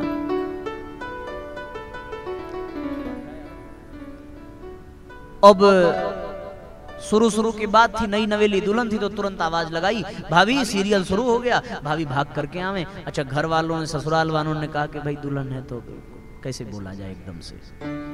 रोज टीवी देखती बढ़िया से। किचन के काम के लिए किसी ने कहा नहीं। ऐसी परंपरा है कि भाई कुछ दिन बाद लोग कहते हैं कि भाई आज बनाओ, आज ये करो। एक दिन पता नहीं उसके पति के मन में क्या आया। लव मैरिज थी, प्यार बहुत करती थी, पति भी बहुत करता था। उसने कहा कि आज मेरा आलू का पराठा खाने का मन है और तुम जो है आज अपने हाथ से आलू के पराठे बनाना। उसने ऊपर से तो कह दिया कि बिल्कुल जरूर बना, आप ऑफिस से आइए, आपको पराठे मिलेंगे। तुरंत भाग करके मोबाइल लेकर के बाथरूम में गई, अपनी माँ को फोन मिलाया, मम्मी आज ना आलू का पराठा बनाना है। अब वहां से मम्मी ने गालियों की बौछार लगा दी। कहा था ना कि सीख ले खाना बनाना। तब तो बात समझ में नहीं आई। अब हो गया कल्याण। अब वहां से वो बेचारी कान में ये लगा करके किचन में गई। माँ ने कहा पहले आटा गूंथो। सोचो जरा, पहली बार जब कोई आटा गूंथे तो क्या हाल होता है। याद है कि भूल गए आप लोग? हैं? आटे में कितना पानी मिलेगा, पानी में कितना आटा मिलेगा, सब मिला करके जब ऐसे हाथ उठावे, हे भगवान। अच्छा, जैसे तैसे उसके बाद रोटियां बनी तो पहली बार में गोल बनेगी? क्या दुर्दशा हुई होगी, न जाने कौन कौन सा नक्शा बना। फिर माँ ने कहा कि बेटा अब आलू भर। आलू भरा, मोड़ा, फिर पता चला कि आलू बाहर निकल के झांक रहा है। जब भरे बेचारी तब बवाल। चलो भगवान की कृपा। इतने में ननद ने आवाज लगाई, भाभी सीरियल का टाइम हो गया। बेचारी किचन से बोले, दीदी आप देख लो, हमें बता देना बाद में क्या हुआ उसमें। सीरियल देखना भी छूटा, किचन में काम भी हुआ। पति आया, डाइनिंग टेबल पे पूरा परिवार बैठा, आलू के पराठे सर्व किए गए। पूछा कैसा बना है? पति ने कहा कि तुम खुद ही खा के देख लो, पता चल जाएगा कैसा बना है। थोड़ी उदास हुई, फिर पति ने समझाया कोई बात नहीं, हो जाता है कभी कभी, एक काम करो कल फिर बनाना। एक्साइटेड हो, हाँ जरूर कल फिर बनाऊंगी। अगले दिन बनाया, थोड़ा बिगड़ा, अगले दिन बनाया और बढ़िया बना। बनाते बनाते अब वो पूरा किचन संभालने लगी। अब उसका सीरियल देखना भी छूट गया। जो बात उसकी मां डांट डांट करके थक गई, उसके जीवन में नहीं आया, पति के प्रेम ने उसको बदल दिया। भगवान की कृपा हुई, साल बीत गया। भगवान ने कृपा की, छोटा सा नन्हा सा बालक आया, यशोदा बनने का सौभाग्य मिला। एक दिन वो छोटा सा बालक बीमार पड़ गया। डॉक्टर आया, चेकअप किया, बालक को बुखार। पूछा ठीक है सब, क्या खान पान आपका? तब तक ननद ने कहा कि डॉक्टर साहब ये दही बहुत खाती हैं। तो डॉक्टर ने कहा कि बेटा इसीलिए बच्चा बीमार पड़ा है, तुम आज के बाद मत खाना। ये मोटे मोटे आंसू, सॉरी डॉक्टर अंकल आज के बाद मैं दही नहीं खाऊंगी। बोलो, पति के प्रेम ने भोजन बनाना सिखा दिया, पति के प्रेम ने टीवी छुड़ा दिया, और आज बेटे के प्रेम ने दही छुड़ा दिया। प्रेम परिवर्तन लाता है, ज्ञान से कुछ नहीं होता। हम आपको अभी यहीं बैठ करके गीता के बड़े बड़े श्लोक, भागवत के श्लोक, रामायण की चौपाइयां सब सुना दें, कोई लाभ मिलेगा? कुछ नहीं। आप कहेंगे भी कि भाई बड़े विद्वान वक्ता है, ऐसा आज तक देखा नहीं हमने। ये आप कहेंगे जरूर, लेकिन आपको यहां बैठने का लाभ क्या मिलेगा? कुछ नहीं मिलेगा। लाभ तो ये मिल रहा होगा कि हाँ, जीवन में केवल ज्ञान से बात नहीं बनेगी। हम लोगों को ज्ञान को छोड़ो, प्रेम के मार्ग पर चलने की आवश्यकता है। जो प्रेम के पथ पर चलता है, जिसके भीतर भाव होता है। देखो, किसी के दुख से दुखी हो जाना प्रेम नहीं है। कोई दुखी है, उसके दुख को देखा आपने, आपको भी आंसू निकल गए, ये प्रेम नहीं है। प्रेम पता है क्या है? सच्चा प्रेम, सच्चा भाव पता है क्या है? दूसरे के सुख में सुखी हो जाना सच्चा भाव है, सच्चा प्रेम है। कोई आकर के रोने लगे, किसी के यहाँ किसी की मृत्यु हो जाए तो हम बड़े आसानी से रो सकते हैं, लेकिन किसी को सरकारी नौकरी मिल जाए और हम भी खुशी हो जाएं उतना ही जितना वो खुश था, ये असंभव है। किसी के घर 4 चक्का आ जाए, अरे भैया बड़ी खुशी की बात है। दूसरे के सुख से सुखी होना ये सच्चा प्रेम है, दुख में दुखी होना प्रेम नहीं है। जब दूसरों के सुख से जलन होती है, ईर्ष्या होती है, तो भैया वहां ज्ञान है। लेकिन जब दूसरों के सुख से अंदर सुख मिलने लगे, आहा, भले हमारा पड़ोसी है, विकास कर रहा है, भगवान और तरक्की दे। यहां तो स्थिति विचित्र है। एक आदमी ने, बाबूजी, एक आदमी ने तपस्या की, भगवान से कहा कि हम जो चाहें वो मिल जाए। भगवान ने कहा मिल जाएगा, लेकिन एक शर्त यह है कि तुम जो चाहोगे वो तुम्हें मिलेगा और उसका दुगना तुम्हारे पड़ोसी को मिलेगा। तो कुछ देर सोचा, बोला ठीक है।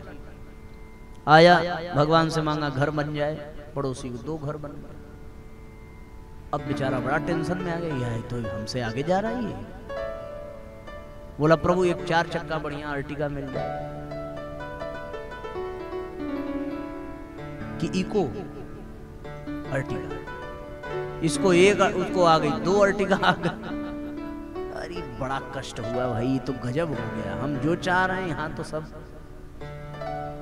एक दिन गुस्से में आया, बोला भगवान हमारी एक आंख फूट जाए। और जैसे मनाया उसकी एक फूटी, आशीर्वाद है था, पड़ोसी दोनों फूट गई। अब एक आंख फूटी लेके इतना खुश हुआ, अरे प्रभु बड़ी कृपा आपकी है, 2-2 घर 2-2 गाड़ी, ले घूमो अब जाओ, मजा। आंख फोड़ने से पहले एक लाइन में थोड़ा सा भूल गया, इसमें एक ये भी आया था कि उसने कहा भगवान हमारे घर के सामने एक कुआं बन जाए, तो पड़ोसी के यहाँ 2 बन गया। बोला आंख फूटेगी तो किसी में तो कूदेगा, ओ बिना आंख के। तो कहने का मतलब ये है कि प्रेम की परिभाषा क्या है? प्रेम की परिभाषा यही है, दूसरों के दुख से दुखी हो जाना ये प्रेम नहीं है। लोग कहते हैं ना कि भाई देखो किसी के सुख में जाओ चाहे मत जाओ, लेकिन दुख में जरूर जाना। कहा है भैया सुख में जाने में क्या तकलीफ है, क्योंकि वो चमक धमक देखी नहीं जाएगी ना। अच्छा अपना बेटा चाहे गाली दे रहा हो और चाहे घर से निकाल दे, अगर उसका प्रमोशन हो गया तो एकदम कॉलर टाइट करके बताएंगे हमारा बच्चा IIM का स्टूडेंट है, हाँ विदेश में नौकरी लगी है। ज्ञान देखो, ज्ञान विदेश में नौकरी, और ये बेचारे भूल गए कि बीमार पड़ेंगे तो आएगा विदेश से ना। इसलिए ज्ञान नहीं, प्रेम को जागृत करिए। प्रेम से ही ये दुनिया चल रही है, बिना प्रेम के नहीं चलने, ज्ञान से नहीं चलने वाला। ज्ञान सीमा खड़ी कर देता है आपस में, पर प्रेम सारी सीमाएं मिटा देता है। आपके पास ज्ञान होगा तो आप खूब बड़े बड़े अंग्रेजी के वाक्य बोल लेंगे, बड़ी बड़ी भाषाओं में बात कर लेंगे, पर जब प्रेम होगा तो भाषा की जरूरत नहीं पड़ेगी बात करने के लिए। बिना किसी भाषा के ही आदमी बात। बच्चा कोई भाषा नहीं जानता, पर आपने प्रेम से उसकी ओर देखा तो वो खिलखिलाकर आपकी ओर दौड़ करके आ जाता है। लेकिन आपके पास ज्ञान हो और भाव न हो तो आप कुत्ते को भी अपने पास नहीं बुला सकते। गलत कह रहे हैं? कुत्ता भी नहीं आएगा हमारे पास, केवल ज्ञान हो तो। ज्ञानी तो व्यक्ति करता ना, डंडा पीछे छुपा के कुत्ते को ले ऐसे बुला, और जैसे आवे डंडा दिखाया। कुत्ते को पता है कि पीछे डंडा है इसके, ये अपने आप को ज्ञानी समझ रहा है। एक बार हमारी चाचा की लड़की थी, हम लोग भी छोटे छोटे थे, उसके हाथ में गुलाब जामुन था, हम अपना पहले खा गए। तो हमने सोचा कि भाई ये छोटी सी बच्ची है, किसको बताएगी। तो हम गए उसके पास, बड़े प्यार से उसको गोद में उठाया कि अब ये गोद में आ जाएगी तो बस धीरे से हम ले करके और फिर फुसला उसला देंगे, बात बन जाए। लेकिन देखो भैया, जैसे हमने गोद में उठाया, यूं लिया, वो पीछे मुंह करके गप से खा गई और हम बन गए उल्लू। उसके बाद हम उसको अपनी गोद में बुलाते रहे, कभी नहीं आई। तो अब ये घटना याद आ रही है कि ज्ञान से कोई नहीं पास आता, प्रेम सच्चा हो। हाँ, उसको उसका लेने की बजाय हम उसको गुलाब जामुन दिए होते तो फिर जरूर आती। यही बस कहना चाह रहे हैं। हमें यदि धन का अभिमान हो गया, ज्ञान का अभिमान हो गया, इस बात का अभिमान हो गया कि हम ब्राह्मण हैं, हम क्यों जाएंगे, जमीन पे बैठना होगा, न चाय मिलेगी न पानी मिलेगा, कौन आया है, बोले जो आए हैं बड़ी बहुत छोटी उम्र के। अरे आजकल के लवंडे लफाड़े क्या बताएंगे, है भैया 24 साल, कितना हो 36 साल, 31 साल। और आप सब लोग तो उम्र में बहुत सम्माननीय हैं, बहुत बड़े हैं। ये आपकी उदारता है, आपका बड़प्पन है कि आप हमको सुन रहे हैं। ये सत्य है कि ज्ञान की दृष्टि में आप हमसे भी अच्छे होंगे, और मेरा विश्वास है कि हम ये माइक दे दें तो आप हमसे ज्यादा देर बोल पाएंगे, क्योंकि आपके पास अनुभव ज्यादा है। लेकिन ज्ञान का कोई मतलब नहीं है, अनुभव का कोई मतलब नहीं है। अगर वो अनुभव यही कह देता है कि भाई सुख दुख तो भगवान की लीला है, पर प्रेम हो तो आदमी दुख मिटाने के लिए और सुख बढ़ाने के लिए लग जाता है। प्रेम, ज्ञान तो ये कह करके पल्ला झाड़ लेता है, सुख दुख तो संसार में लगा रहता है, कोई बात नहीं, सबके साथ होता है, ये ज्ञान है। पर प्रेम क्या है? प्रेम है कि नहीं नहीं कुछ तो करना चाहिए जिससे कि इसका मन दुखी है तो उसके जीवन में सुख आ जाए, उसका मन बदल जाए, ये प्रेम है। ये जान लो। आपने देखा होगा बच्चे को चोट लग जाए, बाप को फर्क नहीं पड़ेगा, बाप कहेगा और जाओ खेलो, और जाओ कूदो, बल्कि वो दो तमाचा और मारेगा। कहत रहे कि मत दे होई बढ़िया। लेकिन माँ क्या करेगी? माँ के पास ज्ञान नहीं है बाप के जितना।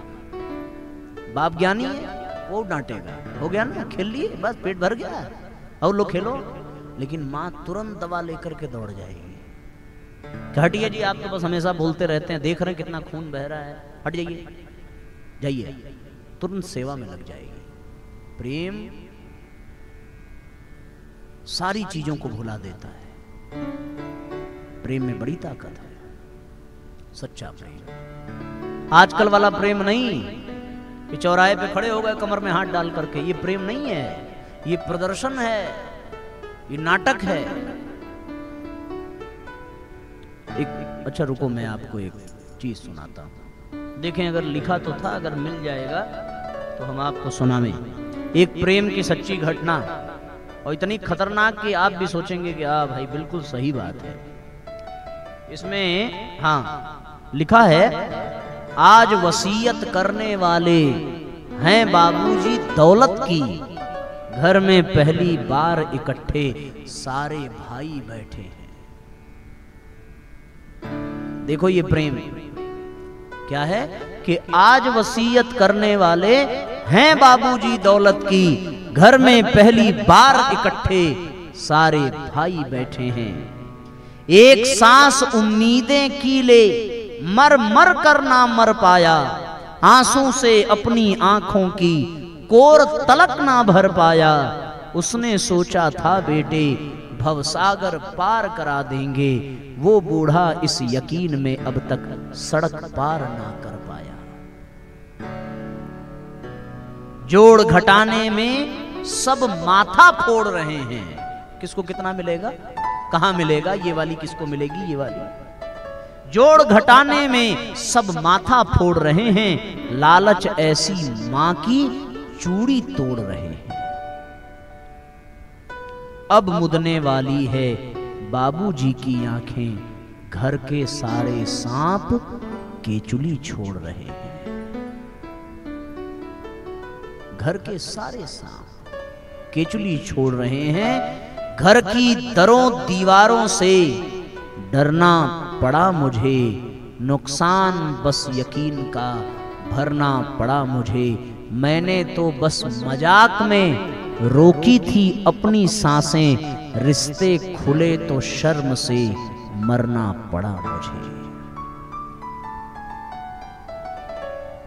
ये सच्चा प्यार है।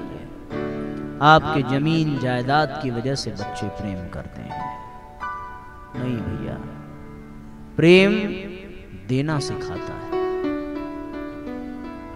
प्रेम त्याग करना सिखाता है, प्रेम अपना बनाता है।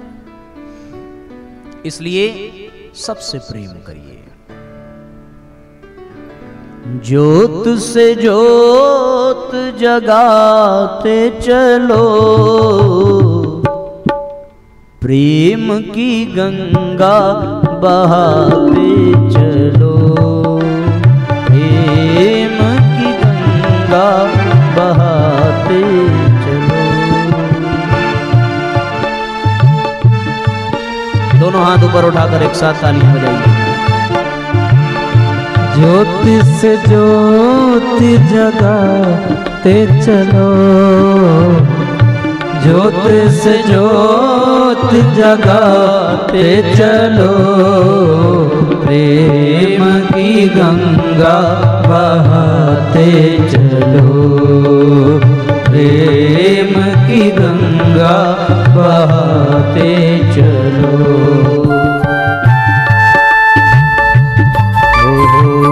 राह में आए जो दीन दुखी, राह में आए जो दीन दुखी, उसको गले से लगाते चलो। उसको गले से लगाते चलो। प्रेम की गंगा बहाते चलो। प्रेम की गंगा बहाते चलो।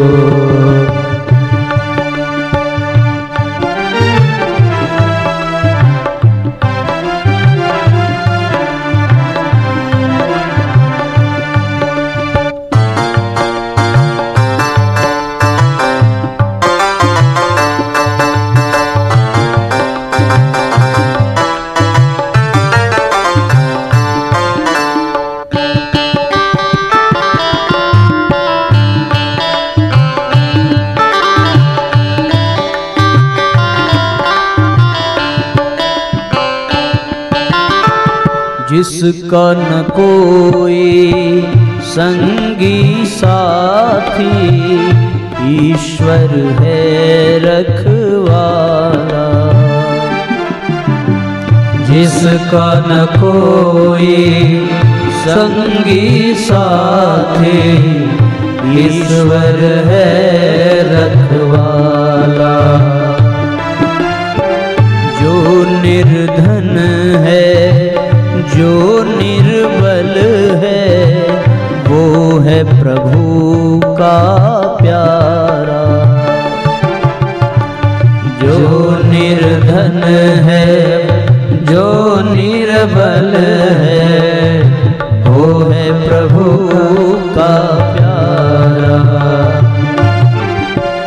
प्यार के मोती लुटाते चलो।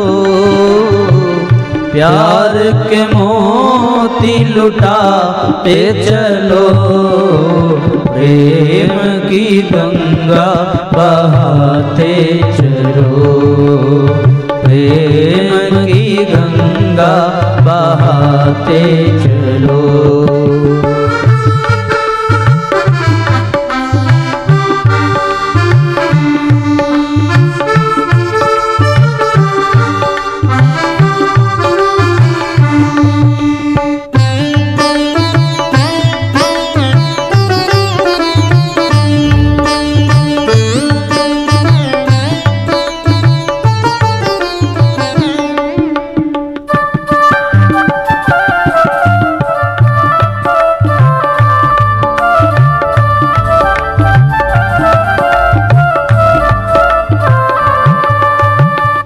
आशा टूटी ममता रूठी, छूट गया है किनारा। आशा टूटी ममता छूटी, छूट गया है किनारा। बंद करो मत द्वार दया का, दे दो कुछ तो सहारा। बंद करो मत द्वार दया का, दे दो कुछ तो सहारा। दीप दया के जलाते चलो। दीप दया के जलाते चलो। प्रेम की गंगा बहाते चलो। प्रेम की गंगा बहाते चलो।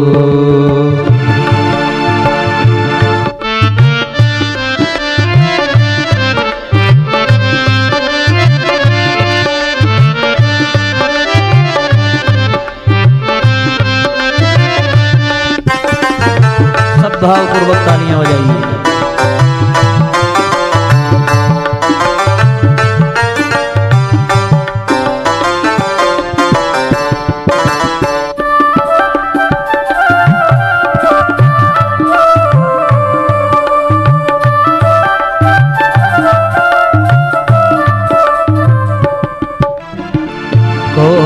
है ऊंचा कौन है नीचा, सब में वो ही समाया।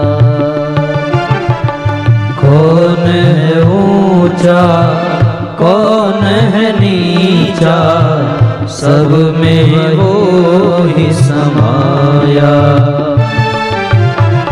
भेद भाव के झूठे भरम में ये मानव भरमाया। भेद भाव के झूठे भरम में ये मानव है समाया।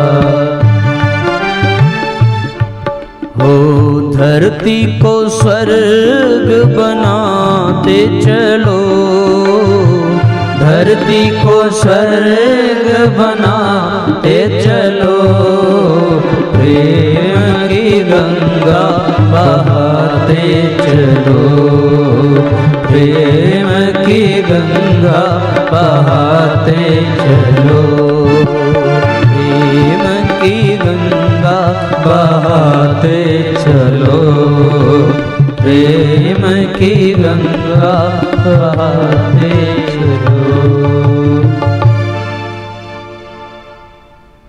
अब आपको केवल दो बातें बताते हैं कि प्रेम जीवन में आएगा कैसे, प्रेम जीवन में बढ़ेगा कैसे। सब बता दिया, अगर ये ना बताया तो फिर सब बताना व्यर्थ चला जाएगा। ये जान तो लिया कि प्रेम करना चाहिए, पर प्रेम आएगा कैसे। केवल और केवल दो ही रास्ते हैं जीवन में प्रेम को विकसित करने के। एक है अपनी चेतना का विकास और दूसरा है अपने ज्ञान का विकास। बस ये दो रास्ते हैं। या तो हमारा ज्ञान बढ़ता बढ़ता इतना बढ़ जाए कि हम में और दूसरे में हमें कोई अंतर ही न दिखे, हम इतने ज्ञानी हो जाएं कि हर कण में परमात्मा का बोध होने लगे। और या तो फिर हम अपनी चेतना को ही इतना विकसित कर लें कि हमें सब कुछ परमात्मा का ही दिखने लगे। सब में परमात्मा दिखे ये ज्ञान है,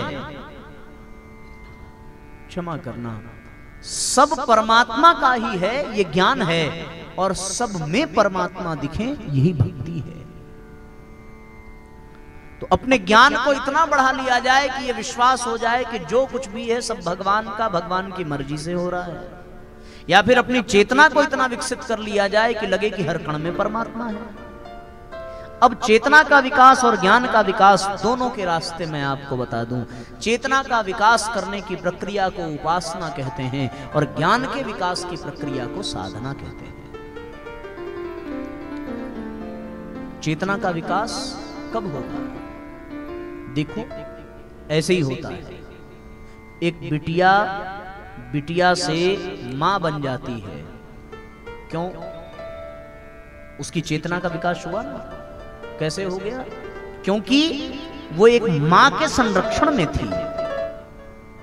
मां के साथ रहते रहते उसने सीख लिया कि मां कैसे बनते हैं। गर्भवती तो वो विवाह के बाद होगी, पर विवाह से पूर्व भी उसके भीतर मातृत्व छलकने लगता है। वो मातृत्व कभी भाई के प्रति, कभी पिता के प्रति। बेटियां बाप के लिए भी मां बन जाती हैं। पिता का स्वास्थ्य गड़बड़ हो जाए तो बेटियां बहुत सेवा करती हैं, जैसे मां सेवा करती है बच्चे की। वो बेटी से मां बन रही है धीरे धीरे। क्यों? क्योंकि वो मां के सानिध्य में है। विद्यार्थी एक दिन शिक्षक बन जाता है विकास करके, क्योंकि वो शिक्षक के सानिध्य में है। गलत तो नहीं है? जिसकी प्रैक्टिस चल रही है वकालत की, वो वकील के साथ रहते रहते वकील बन जाता है। कोई अनपढ़ हो, गंवार हो, वो किसी पंडित के साथ रहते रहते ज्ञानी बन जाता है। कंपाउंडर धीरे धीरे डॉक्टर बन जाता है। सुनने वाला श्रोता धीरे धीरे वक्ता बन जाता है। ये विकास है। उसी प्रकार हम भी विकास के लिए किसी का सानिध्य पकड़ लें, और सानिध्य को पा लेने की प्रक्रिया यही उपासना है। इसके कुछ क्रिया पक्ष हैं और इसका क्रिया पक्ष ये है कि हम इसका रोज अभ्यास करें। सवेरे जब हम स्नान इत्यादि करने के बाद निवृत्त हो जाएं तो किसी स्वच्छ स्थान पर, किसी शांत स्थान पर, पवित्र स्थान पर जाएं, बैठें और बैठ करके नेत्र बंद करें और उसके साथ अपने संबंध का अनुभव करें जो इस संसार को चला रहा है, जो महाचेतना है जिससे जुड़ करके सबकी चेतना विकसित हो जाती है। वो कौन है? हमें ऊपर उठना है चेतना के विकास में, तो हम सबसे ऊपर कौन है? केवल परमात्मा है। और परमात्मा का प्रतीक अपनी श्रद्धा राम में हो तो राम को मानो, कृष्ण को मानो, दुर्गा को मानो, हनुमान को मानो, जिसकी मर्जी उसको मानो। कोई न समझ में आवे तो सूर्य को ही अपना भगवान मान लो। नेत्र बंद करो, उसका ध्यान करो और केवल इतना ही ध्यान करना है कि वो मेरे सामने हैं और मेरे ऊपर उनका आशीर्वाद बरस रहा है। ये कठिन नहीं है। आप लोग जरा कमर सीधी कर लें, थोड़ा तन करके बैठिए, दोनों हाथों को अपनी गोद में रख लीजिए और मैं निवेदन करूंगा कि थोड़ा सा नेत्र बंद कर लीजिए, केवल 2 मिनट के लिए। और नेत्र बंद करके अब आप अपने भगवान को याद करिए, जिसकी जिस भगवान में श्रद्धा हो। नेत्र बंद कर लीजिए और अपने इष्ट, अपने आराध्य, अपने प्रभु का ध्यान करिए। आप ध्यान में ये देख सकते हैं कि भगवान मुस्कुरा रहे हैं और हाथ उठा करके आशीर्वाद दे रहे हैं। उनके हाथ से प्रकाश की एक किरण निकल रही है और वो आपके शरीर को प्रकाशित कर रही है। बस आप अपने परमात्मा को देखिए, वो मुस्कुरा रहे हैं और आपको निहार रहे हैं, आप पर अपना अनुग्रह बरसा रहे हैं और आपकी चेतना का विकास होता चला जा रहा है। मन ही मन गायत्री मंत्र बोलिए तो इसका प्रभाव और भी अधिक पड़ेगा। ओम भूर्भुवः स्वः तत्सवितुर्वरेण्यं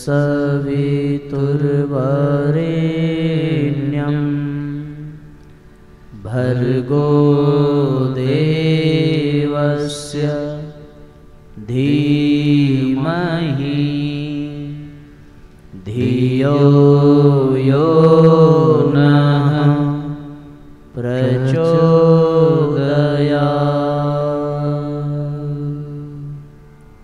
अब भगवान के चरण छूइए और उनके चरणों में अपना माथा रखने का भाव करें। फिर उसके बाद अपनी हथेलियों को रगड़कर अपने नेत्रों को सहलाइए और धीरे धीरे अपने नेत्रों को खोल लीजिए।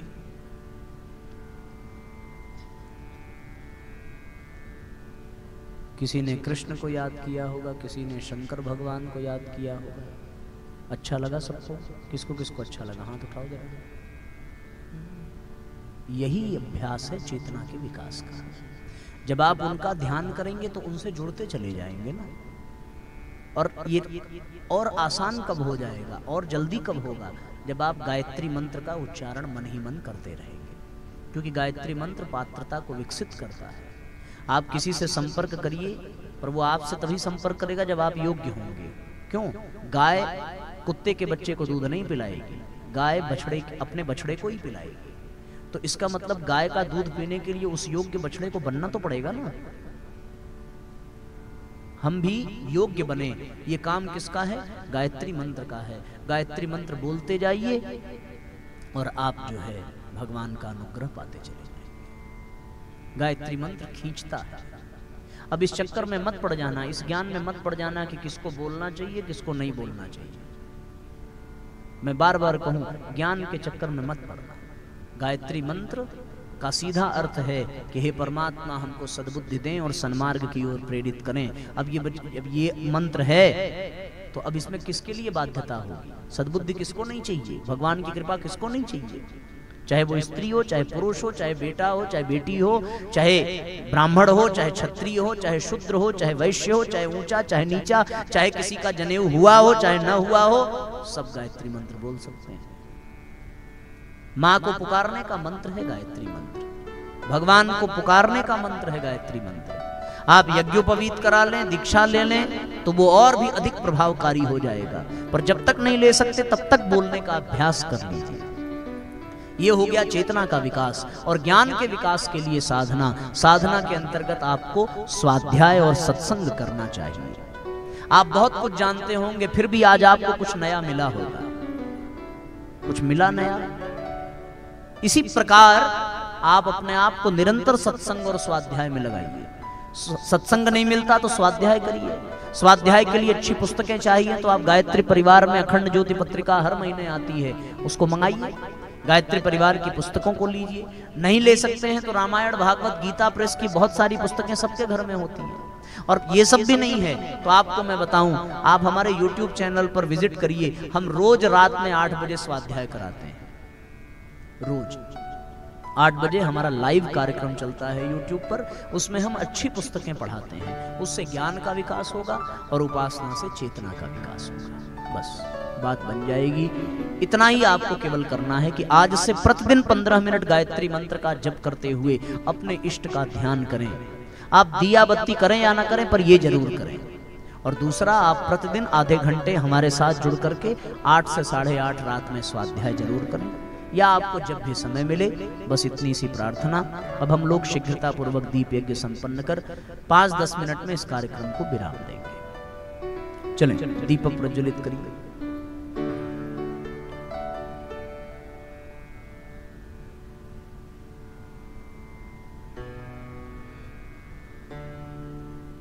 कोई पूजन के लिए आ जाएं यहाँ मंच के पास।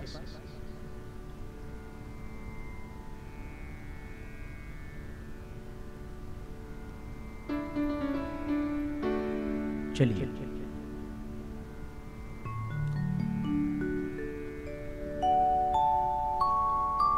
बोलिए गायत्री माता की, बोलिए परम पूज्य गुरुदेव की जय। बोलिए वंदनिया माता जी की जय। आज के आनंद की जय।